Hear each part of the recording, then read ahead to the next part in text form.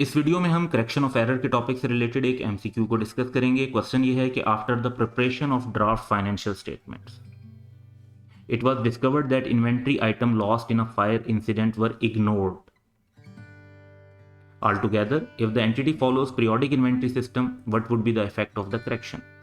periodic inventory system है और correction का इफेक्ट हमें ग्रॉस प्रॉफिट और नेट प्रॉफिट पे बताना है। सबसे पहली बात तो ये कि अगर अब हम एक चीज़ इग्नोर हो गई है और अगर हम उसको रिकॉर्ड करते हैं तो हमारी जो जर्नल एंट्री होगी उस लॉस को रिकॉर्ड करने के लिए वो देखते हैं क्या होगी। एंट्री होगी कि एबनॉर्मल लॉस डेबिट होगा।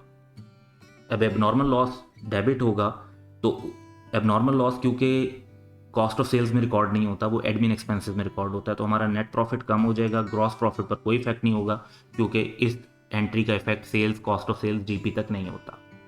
क्रेडिट हम क्या करेंगे, क्योंकि पीरियोडिक मेथड है तो हम क्रेडिट करेंगे परचेजेस। याद रखें कि अगर परपेचुअल मेथड होता तो इन्वेंट्रीज क्रेडिट होती।